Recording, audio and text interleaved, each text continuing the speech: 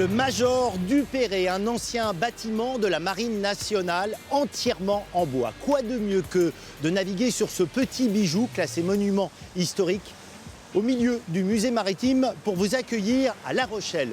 Aujourd'hui, Cap Sud-Ouest vous invite à suivre quelques Rochelais qui ont en commun une passion démesurée pour l'océan. Nicolas, un ancien ingénieur devenu charpentier de marine. Ambre et Mathieu, troisième génération d'une famille qui a fait de l'aquarium de la ville l'un des plus importants en Europe. Et enfin, Christopher, chef doublement étoilé qui se définit lui-même comme cuisinier-pêcheur, cap sur La Rochelle, des amoureux de la mer.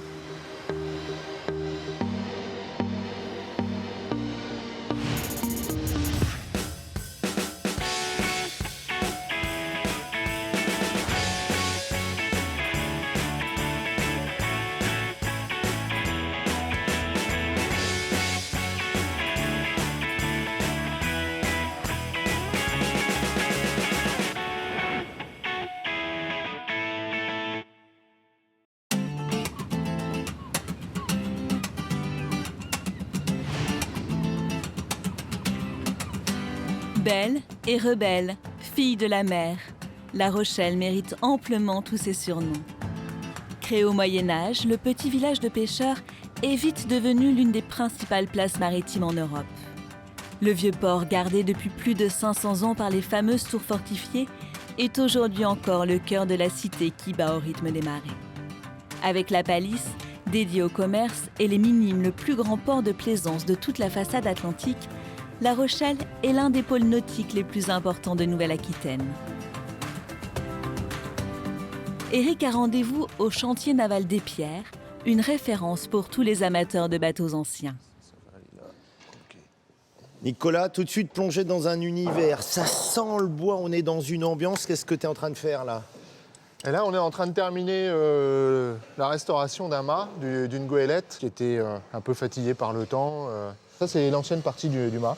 Voilà, tu vois, ça s'ouvre en chou-fleur. Donc, chantier naval spécialisé dans les bateaux en bois. Il y a suffisamment de demandes pour ça? C'est un vieux métier, mais c'est toujours d'actualité. Il y a beaucoup de bateaux en bois dans la région Nouvelle-Aquitaine, que ce soit des pêcheurs, que ce soit en plaisance. Et alors là, j'en vois un magnifique orange, là, c'est quoi? Ça, c'est la Flèche, un ancien sloop ostréicole. C'est impressionnant, hein, là, quand c'est hors d'eau. C'est un bateau dont on attaque une restauration complète. Avant de devenir charpentier de marine, Nicolas, ingénieur de formation, était cadre commercial dans l'import-export.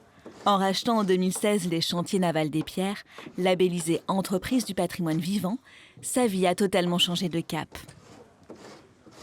Alors, ce métier, toi, tu l'as appris comment? Tu l'as fait depuis le début de ta vie professionnelle? Moi, ce métier, je ne l'ai jamais appris, en fait. Hein. C'est ce qu'on appelle apprendre sur le tas. C'est-à-dire que quand j'étais gamin, moi, j'adorais les bateaux en bois et je faisais des maquettes de bateaux et je m'amusais à faire ça, à reproduire ce que je voyais dans les magazines et avec les photos. Et j'ai appris, voilà. Et je pense que je continue toujours à apprendre, d'ailleurs. Tout ce savoir-faire, s'il n'est pas pratiqué, il peut se perdre. On a la chance d'avoir un lycée en Nouvelle-Aquitaine qui forme à la charpente marine et il faut le pratiquer. Si jamais on devait remettre ça sur une étagère dans un musée, au bout d'un moment, on va oublier.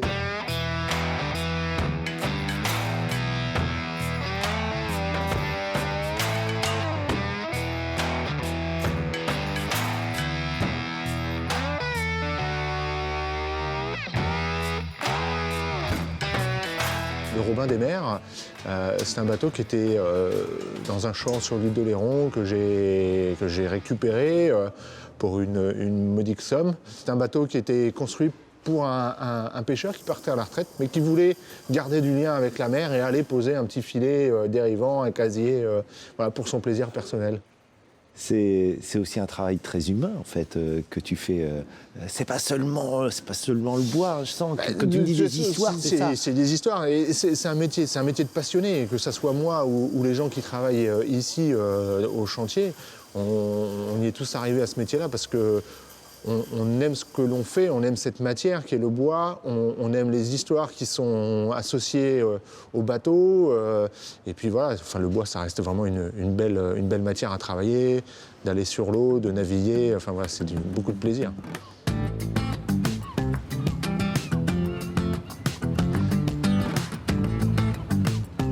Ton chantier naval, il est juste à côté du musée maritime. C'est quand même une belle source d'inspiration pour toi, non? Oui, alors, tout à fait. C'est une belle source d'inspiration. Et d'ailleurs, il m'arrive des fois de venir voir sur des bateaux existants comment c'est fait pour reproduire ou essayer de reproduire sur d'autres. Chaque bateau a sa personnalité et chaque propriétaire a sa personnalité aussi. Ouais. Toi, tu navigues, hein, Ouais. et ça remonte à loin, tes premiers pas sur l'eau, entre guillemets. Mes premiers pas sur l'eau, je devais avoir 6 ans avec mes parents, ici à La Rochelle. Mon père et ma mère étaient moniteurs de voile au club de l'EDF. Voilà, donc comme ça, j'ai commencé à faire du bateau. Ouais. Et ben voilà, bienvenue à bord de ma maison. Ça fait 10 ans que j'ai élu domicile sur Sainte-Anne 3, mon bateau. Ouais. C'est en le restaurant que du coup tu t'es confronté, tu te dis allez j'y vais. Ben oui, c'est vrai que bon, le bateau, quand je l'ai acheté, il y avait quand même quelques soucis dessus. Et puis bon, il faut faire des travaux. On est là, on découvre, on dit tiens, il faut mettre un peu de bois par-ci, mais quel bois, quelle vis, comment on va faire, etc. Et puis au fur et à mesure, j'ai appris ce métier-là. Bon, tu m'invites à bord, j'ai envie de voir comment c'est. Allez, Ta on va petite voir. maison. Ma petite maison.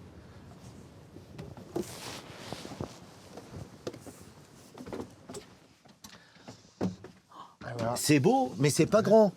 Non, c'est pas grand, c'est pas grand. Ben oui, mais c'est à l'avantage au moins d'avoir tout à portée de main, enfin d'avoir que l'essentiel en fait. Ça c'est le carré, c'est là où tout se passe, c'est ça?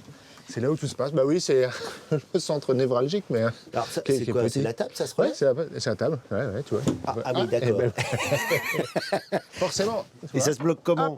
Il y a des petites targettes comme ça. Voilà. Combien de personnes là à bord? Moi, j'ai 3 enfants, donc t'imagines que vivre là, ici, des fois, c'est un peu les uns sur les autres. Qu'est-ce que c'est vivre sur un bateau, et qui plus est au cœur de cette ville de La Rochelle, pour toi? On ressent beaucoup plus l'influence de la météo, des éléments extérieurs. Des fois, le soir, on largue les amarres, j'ai fait un tour, et puis on prend 2-3 copains avec soi, et puis on va prendre l'apéro en mer.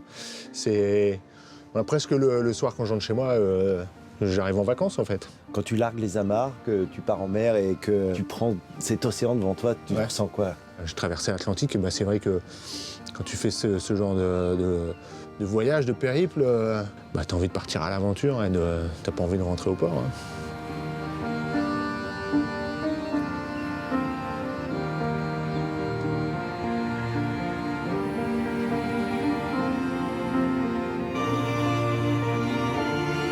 Que l'on ait envie d'ailleurs, de frissons ou de rêves, la mer sait toujours récompenser ceux qui vont au bout de leur passion.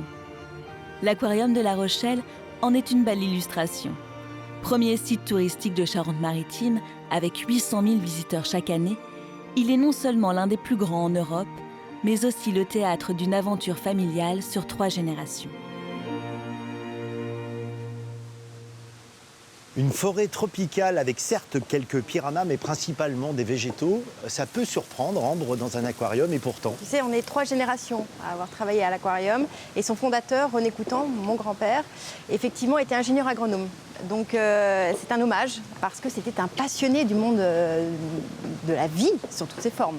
Mais alors, comment lui vient le virus, entre guillemets, de l'aquariologie? On est dans les années 60. Exactement. C'est dans ses balbutiements à cette période. C'était un pionnier, effectivement, qui s'est intéressé au monde sous-marin et qui a voulu justement pouvoir les étudier, construire des aquariums. Et finalement, ce sont son fils et sa fille, Roselyne et Pascal Coutan, qui vont réaliser son rêve en créant en 88 le grand aquarium La Rochelle.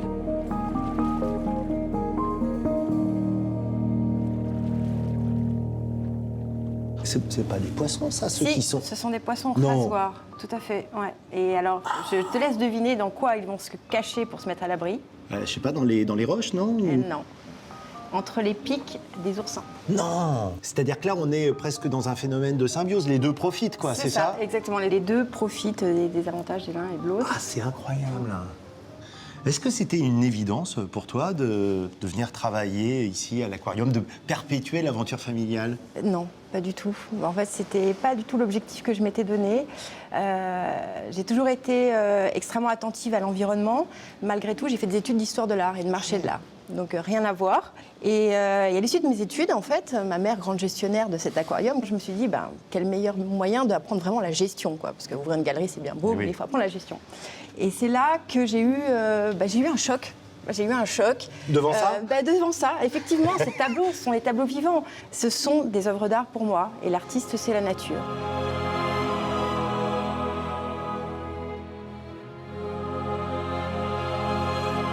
Et il y a notamment une espèce incroyable qu'on admire au sens premier du terme, ce sont les méduses. On a une appréhension sur les méduses, ça pique, on a tout de suite un aspect, comme avec les requins, mon Dieu, plutôt assez négatif. Et ben non, c'est magnifique. Et ce qui est intéressant, c'est de voir justement la réaction des visiteurs qui découvrent un animal mais gracieux, délicat, qui nage, qui danse. Ça a sa place dans la chaîne alimentaire, c'est important dans l'océan, les méduses. Tout à fait. Elles font partie de l'alimentation de différentes espèces, notamment des tortues. Comme beaucoup d'autres, l'Aquarium de La Rochelle a développé une activité scientifique afin de participer activement à la protection des océans. Créé en 2004, le CESTM, Centre d'études et de soins pour les tortues marines, est le seul habilité à recueillir les animaux échoués sur la côte atlantique, depuis les plages espagnoles jusqu'à la côte d'Opale.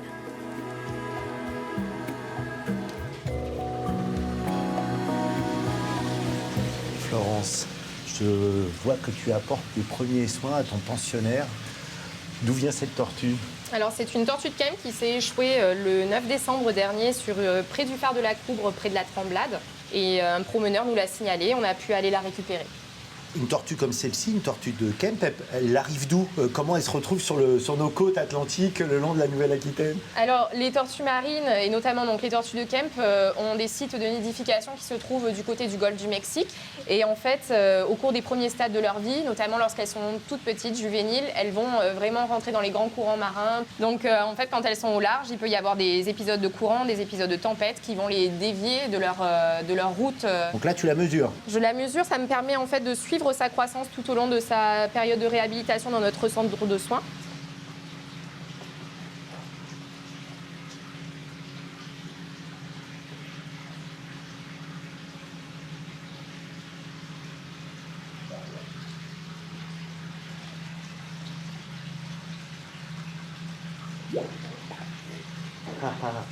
Vous avez, je crois, recueilli plus de 250 tortues depuis que le centre existe. Exactement. Et l'objectif, c'est de les remettre à l'eau. Ça se passe comment? Les remises à l'eau s'effectuent directement depuis la plage. Et qu'est-ce que tu ressens à ce moment-là? Un travail accompli.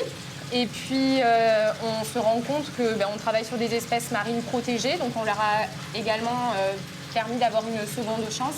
Ce n'est qu'une tortue, mais c'est une tortue. La satisfaction, elle est là. Il faut rappeler ça.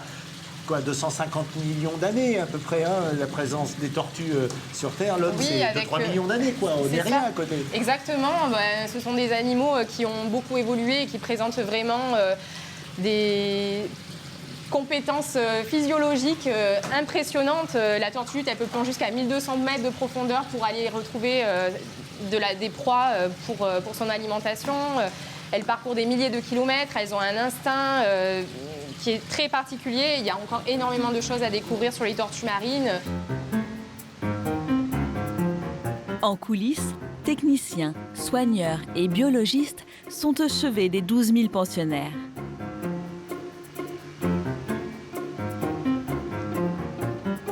Mathieu Coutan, petit-fils du fondateur, a fait ses premiers pas dans l'aquarium familial. Et l'on pourrait presque croire que les poissons de l'aquarium du lagon le reconnaissent lorsqu'il arrive avec leur repas. On commence souvent par tout ce qui est végétaux, un petit peu d'épinards. Ah oui! Ah oui, il faut que chacun puisse manger.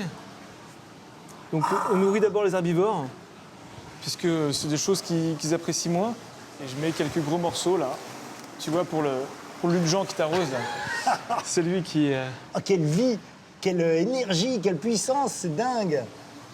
Il y en a quand même des incroyables. C'est quoi là, ce gris un peu taché, qui a la queue qui descend en arrière. Le poisson ballon, là, oui. Pourquoi poisson ballon?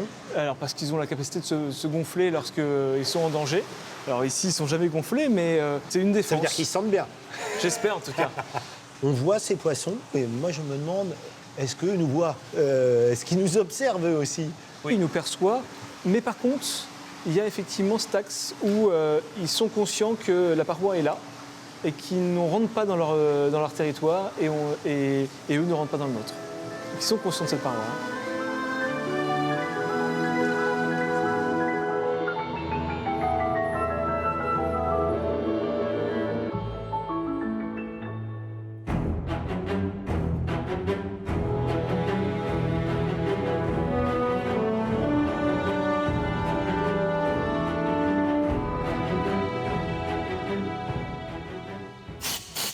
On t'a changé de tenue et tu t'es préparé pour, j'imagine, une plongée, mais pas n'importe où. On se trouve justement en surface du bassin des requins qui fait toute la hauteur du bâtiment. Pourquoi plonger au milieu des requins? On va essayer de trouver ce qui tombe régulièrement de chez les requins, c'est leurs dents.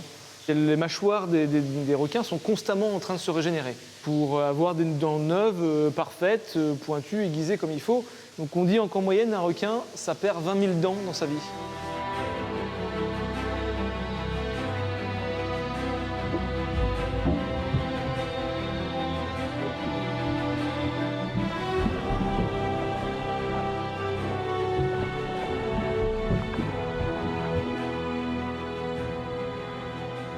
On a beau savoir qu'ils ne risquent rien, moi j'ai quand même un petit frisson, pas toi?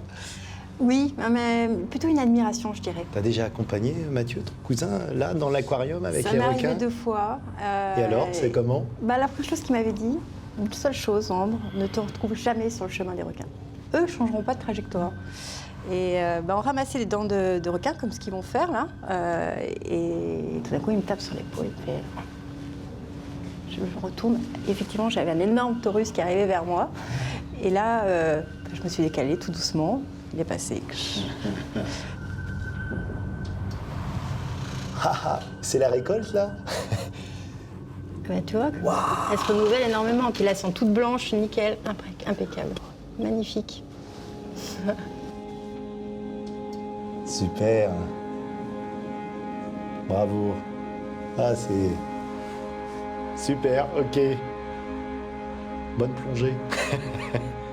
Tu sens qu'il y a quand même un petit paradoxe, c'est-à-dire quelque part ces espèces, on se dit elles seraient quand même mieux au milieu de l'océan qu'ici, et malgré tout, il y a un sens à cette action en termes de protection des océans. Des protections, et si on n'était pas convaincu de pouvoir recréer les milieux parfaits de bien-être pour ces animaux, on ne les conserverait pas en aquarium. À l'heure actuelle, tous les animaux que nous conservons sont dans des espaces qui recréent le plus fidèlement possible les conditions pour leur bien-être.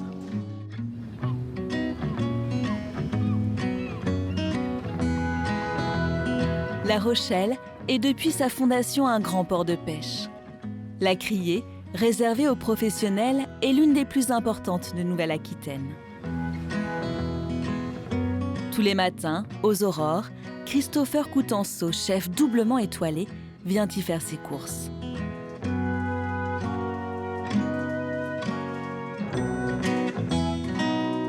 Là, on est chez Richard Evelyne Gonzalez, marailleur qui sert la plus belle qualité de poisson. On essaie.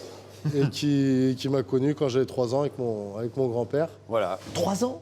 Les premières... Ouais, parce qu'il m'a emmené à la criée, après il me déposait à l'école. Donc bon, C'est vrai. on se connaît un petit peu. Et alors, il était déjà curieux à 3 ans quand il venait un peu comme ça dans le coin? Comme en ce moment, tout le temps pareil. C'est vrai. Il n'a pas changé beaucoup. Il a grandi un peu, parce qu'il était comme ça, mais non, mais il a grandi un peu, lui. D'ailleurs, oui, ça fait longtemps. 37 ans, c'est pas compliqué. On parle pas de ça. Donne-nous le truc. Comment tu fais, toi, pour choisir le poisson? Alors, celui que je vais te qualifier de bon poisson pour toi. Déjà, la saison, l'époque où on est, c'est de la pêche côtière, donc Oui. c'est les poissons qu'on a actuellement dans nos pertuis. On va dire travailler les sous-espèces, là, comme ces beaux macros, Ces beaux que souvent macros, oui. les gens ne travaillent pas, alors que c'est des poissons tout simplement fabuleux. Ah oui, ça c'est Compliqué à mettre en valeur, mais quand c'est frais comme ça, raide comme ça, C'est raide, avec c'est- ces beaux arcs-en-ciel, Oui. c'est facile à travailler. Donc l'optique de donner le meilleur au client, parce que pour faire une belle assiette, il faut le meilleur des Ah oui, produits. bien sûr. Et c'est comme les fruits et légumes, hein, chaque produit a sa saison et puis après on va les travailler pour raconter l'histoire. Tu m'avais demandé de la dorade hein, ce matin, je crois. Oui. Derrière. Alors j'ai eu du sard, c'est pareil, voilà. Ouais, voilà, Hein les jolis sardes Voilà. de chez nous. Là, souvent ceux-là ils sont pêchés vers le nord de l'île de Ré sur le phare des baleines. Exactement. Donc poisson qui se nourrit beaucoup de coquillages, hein, de moules, palourdes. Donc une chair très ferme et vraiment très très fine. Christopher n'est pas un chef tout à fait comme les autres. D'ailleurs, il a l'habitude de se présenter lui-même comme cuisinier-pêcheur. Cet amour pour les produits de la mer, il le tient de son père, Richard, lui aussi chef doublement étoilé. Coutanceau, dans la région, c'est un nom, une signature. À la barre du navire gastronomique depuis 2007, Christopher s'est fixé un cap, celui d'une cuisine respectueuse des ressources. C'est magnifique, hein? Ouais, comme sur un bateau, donc vu sur la plage de la Concurrence. Donc en face de nous, l'île de Léron et puis sur le côté droit, l'île de Ré. Un lieu qui me tient à cœur parce que bon, je suis né à 50 mètres, donc vue mer aussi. T'as besoin tous les jours de jeter un regard à la mer, Non, mais c'est une façon de vivre, c'est une vraie culture. Hein. C'est vrai que petit, nous, le terrain de jeu, c'était le surf, le bodyboard, chasse sous-marine, la pêche. On mange face à un paysage comme ça, c'est somptueux.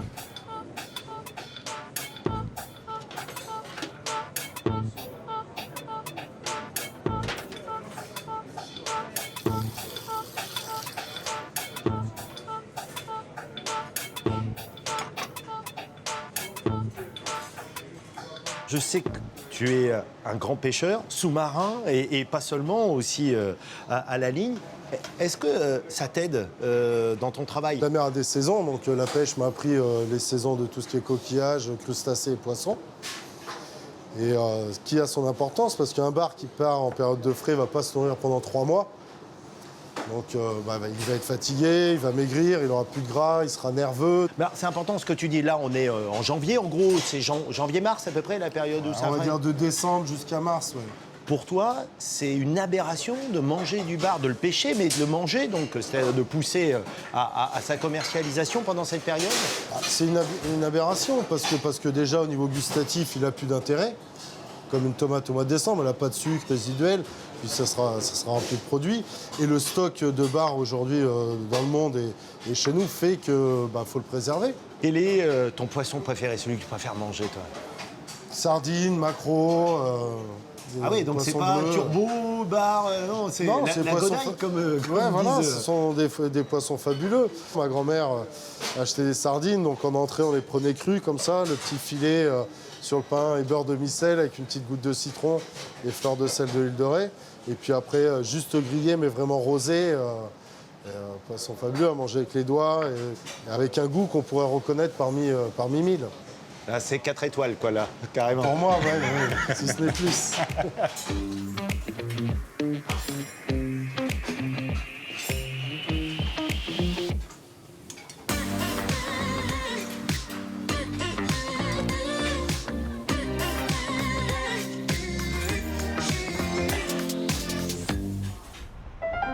En 2019, Christopher Coutanceau a été le premier à recevoir une toute nouvelle récompense créée par le guide Michelin, le prix du développement durable.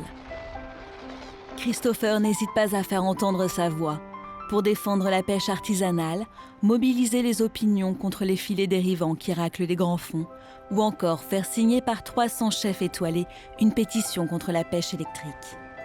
On est à la pointe des bars, à la flotte en Ré, où petit, mon grand-père André m'emmenait à pêcher bar, sole, dorade. C'est un endroit qui compte pour toi, ici? Ouais, parce que c'est les premiers coups de canne et les premiers poissons pris.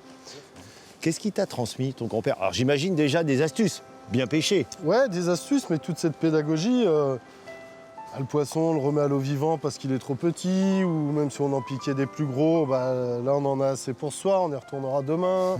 Et ce que je fais aujourd'hui avec ma petite qui a 11 ans, quand elle vient en bateau avec moi, c'est elle qui me dit « Non, papa, on le remet à l'eau, c'est trop petit, ou là on en a assez, ou on garde le plus gros ». Quand tu te retrouves ici, qu'il y a ce bruit du clapotis, aujourd'hui il n'y a quasiment pas de vagues. Comme je dis, c'est une passion, c'est la seule chose où je pense à rien d'autre. Puis tu fais qu'un avec les éléments, quoi. Ça fait un petit mois à cause des météos que j'ai pas pu aller pêcher. Et ça commence à me travailler sérieusement. Ah ouais, carrément. Ouais. Demain, on te propose un poste en or dans un restaurant incroyable, mais alors en pleine montagne, loin de la façade atlantique, tu dis quoi? On me l'a déjà proposé sur Paris, c'est non, direct. Ah oui? Quelle histoire je vais raconter dans mes assiettes à Paris? Moi, ça, je pourrais pas.